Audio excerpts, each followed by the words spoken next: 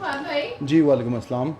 Fahd भाई, बड़े इख्तिसार के साथ आपके कीमती वक्त का पहले तो बहुत बहुत शुक्रिया।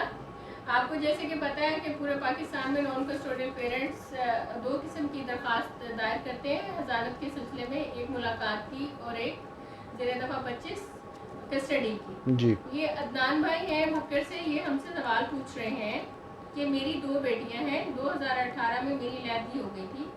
मैंने इन्हीं दो दफात के तहत गार्डियन कोर्ट ज़िला भक्कर में अपना केस दायर किया। उस वक्त मेरी बच्चियों की उम्र 7 साल और 6 साल थी। जी बच्चियों की वालदा ने फ़ौरन ही लैदी के बाद जो है दूसरी शादी कर ली थी। मैंने अदालत में सबूत के तौर पे निकाहनामा भी ज़ेर दफ़ा 25 में अंदराज करवाया। जी मेरा ये मुकदमा 2 साल चला, मुझे वहाँ कस्टडी ना मिली। ज़ेर दफ़ा 25 खारिज हो गई और 12 के तहत मुझे 2 घंटे की अदालती मुलाकात मिल गई। जी इसमें जो बुनियादी बात मुझे समझ आई, आपका ऑर्डर मैंने अपना भेजा है, आप उसमें अगर आपने पढ़ा है तो उसमें देखिए कि वेलफेयर के नाम पर मुझसे बच्चियाँ जो है ले ली गई और माँ को दे दी। जी मैं इसी सिलसिले में एपलेट कोर्ट पहुंचा 2020 के आखिर में।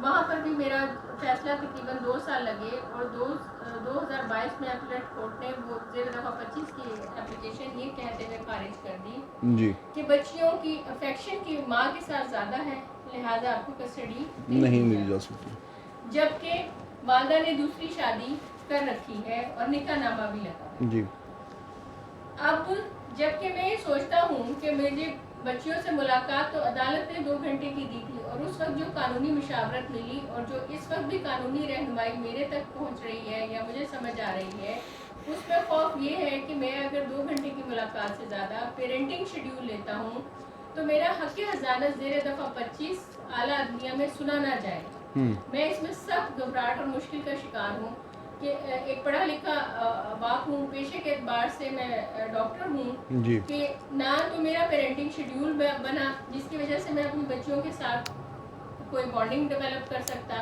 दूसरी तरफ से मुझे इस अरसा लड़ाई में मुकदमात में यही रहा कि अगर आप पेरेंटिंग शेड्यूल लेंगे तो कस्टडी आपसे छीन ली जाएगी।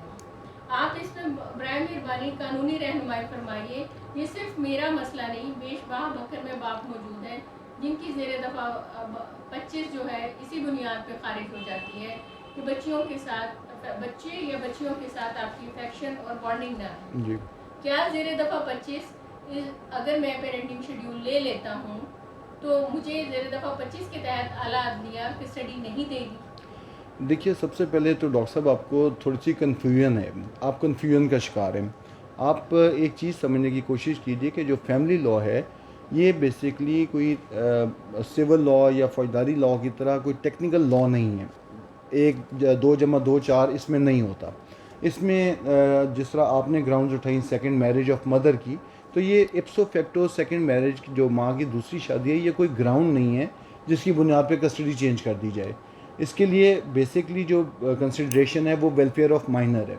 और आपने खुद आगाह हैं, जैसे आपके एपलेट कोर्ट के ऑर्डर में मेंशन भी है कि जी बाप की बच्चियों के साथ एफिलिएशन नहीं है, अफेक्शन नहीं है। तो बेसिक इशू ये है कि आपने इस तमाम अरसे में लिटिगेशन में रहने के बावजूद अपने बच्चियों के साथ बॉन्डिंग डेवलप करने में आप नाकाम हो गए हैं। आपने सुकून का सांस ले लिया कि जी मुझे 2 घंटे की कोर्ट की मुलाकात मिल गई है, दैट इज़ सफिशेंट, बजाय इसके कि आप उस मुलाकात के ऑर्डर को चैलेंज करते और उस मुलाकात के ऑर्डर में बेहतरी लाते और आप अपने घर की मुलाकात लेते। आप उसके साथ कंटेंटेड हो गए कि जी ठीक है 2 घंटे की मुलाकात चलिए काफ़ी है।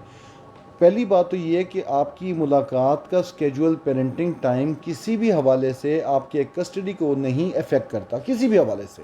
आपकी कस्टडी के जो राइट्स हैं वो विजिटेशन के साथ कनेक्टेड नहीं है। कस्टडी बेसिकली कोर्ट ने एवेल्यूएट करनी है वेलफेयर ऑफ माइनर पे। हाँ, वेलफेयर ऑफ माइनर एक ऐसी टर्म है जो डिफ़ाइन नहीं है, वो हर जगह डिफरेंटली कोट की जाती है।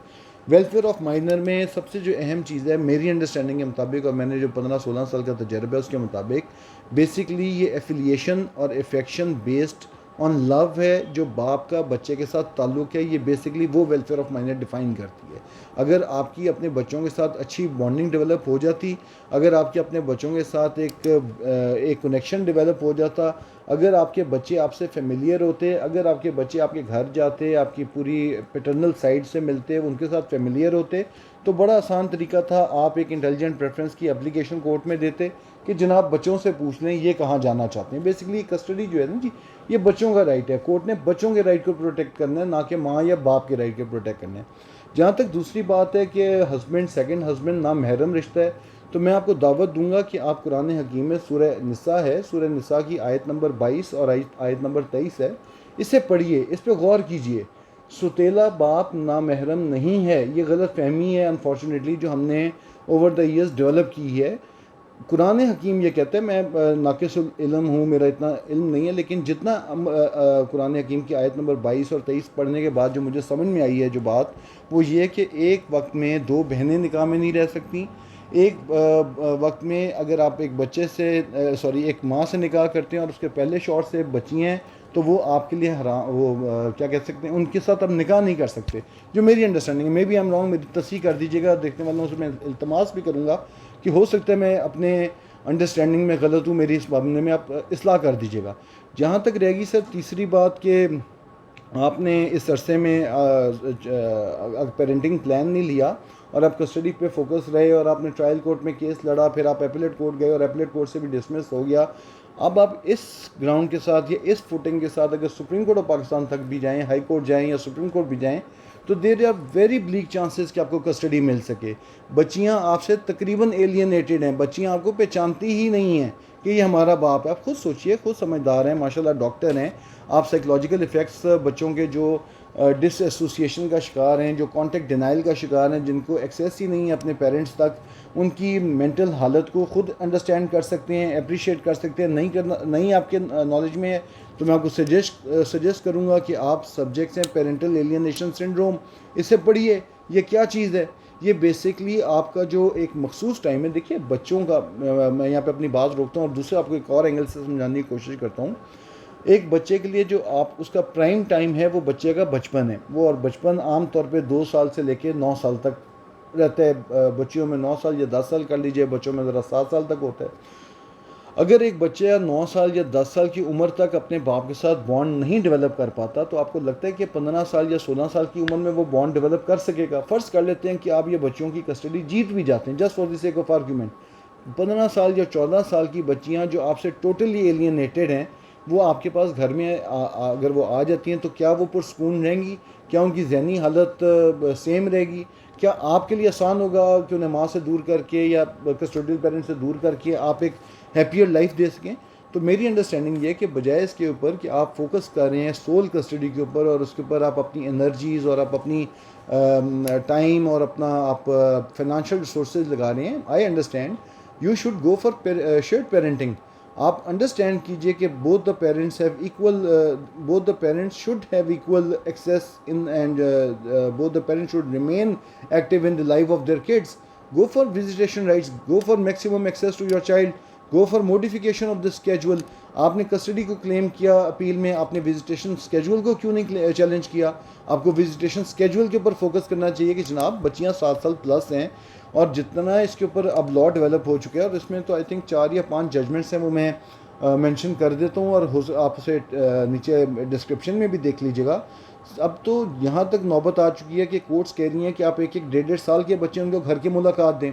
लाहौर में भी रिसेंटली जजमेंट्स पास हुए हैं, गार्डियन कोर्ट्स ने जजमेंट्स पास किए हैं। एक में एक बच्चा 1 साल 3 माह का बच्चा है, एक में 1 साल 6 माह का बच्चा है, घर की मुलाकात दी गई और 4-4 घंटे की मुलाकात दी गई है और फोर्टनाइटली बेसिस पे दी गई है।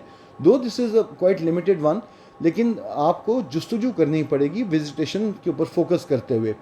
जो जजमेंट्स इसके ऊपर सुपीरियर कोर्ट्स की हैं, 2009 CLC 1747 है, वो लैंडमार्क जजमेंट है, इसके ऊपर बहुत आला जजमेंट है। उसमें होल्ड किया गया कि जी 7 साल का बच्चा है और उससे 7 साल प्लस बच्चा है, उसकी मैक्सिमम इंटरेक्शन होनी चाहिए अपने नॉन कस्टोडियल पेरेंट्स से। उसके बाद 2018 में जजमेंट आई बलूचिस्तान हाई कोर्ट के डिवीजन बेंच की, दैट इज़ PLD 2018 क्वेटा 44, उसमें 3.5 साल के बच्चे को घर की मुलाकात दी गई। फिर एक जजमेंट आई लाहौर हाई कोर्ट की 2018 MLD 1592, जिसमें ऑनरेबल लाहौर हाई कोर्ट ने ये ऑब्ज़र्व किया कि 6 साल के बच्चे की कोर्ट में मुलाकात होनी ही नहीं चाहिए। ना उसे ना सिर्फ घर की मुलाकात दी गई बल्कि ओवरनाइट स्टेज दिए गए, बल्कि समर, विंटर और स्प्रिंग वेकेशन में मैक्सिमम एक्सेस दी गई। इसी तरह लेटेस्ट जजमेंट आई है honourable Rawalpindi bench of the Lahore high court की 2021 YLR 1915 रावलपिंडी, जिसमें ऑनरेबल लाहौर हाई कोर्ट ने होल्ड किया है कि जी बच्चे, ये बाप का बुनियादी हक है कि उसकी अपने बच्चे के साथ मैक्सिमम एक्सेस हो। तो इन जजमेंट्स को कंसिडर करते हुए आपको एजिटेट करना चाहिए maximum interaction with your kids के साथ। ये बेसिकली आपके बच्चे की राइट ऑफ ओनरशिप है, जो सेंस ऑफ ओनरशिप उस बच्चे की है वो वेलफेयर है मेरी अंडरस्टैंडिंग के मुताबिक। तो वो सेंस ऑफ ओनरशिप आपके साथ डिसकनेक्ट है।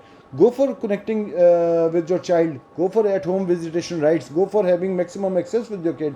And I understand कि अगर आपकी maximum interaction शुरू हो जाती है तो आप कुछ अर्से के बाद फ्रेश ग्राउंड्स के ऊपर फ्रेश कस्टडी पिटीशन फाइल कर सकते हैं। देयर इज़ नो बार कि आप उसे फ्रेश कस्टडी पिटीशन नहीं फाइल कर सकते। अगर आपकी डेवलप हो जाती है तो आप बच्चों का स्टेटमेंट कोर्ट में कराएं कि जी मैंने उनसे बच्चों से पूछा जाए कि वो कहाँ जाना चाहते हैं। आपके केस को मैंने स्टडी किया है और इसमें बाकायदा ये मेंशन है कि बच्चियाँ अच्छे स्कूल में पढ़ रही हैं और कैमब्रिज स्कूल सिस्टम में वो पढ़ रही हैं। तो बादिल नज़र में तो तमाम हालात व वाक़यात उनकी फेवर में जा रहे हैं जो वेलफेयर ऑफ माइनर के साथ कनेक्टेड है। सिर्फ टेक्निकलिटीज़ पे आप बेस करते हुए कि जी माँ ने दूसरी शादी कर लिया तो बच्चों को कस्टडी आपको दे दी जाए, दैट इज़ नॉट पॉसिबल और वो आपको मिलेगी भी नहीं। शुक्रिया ख्वाब भाई, बहुत Thank you जी। शुक्रिया।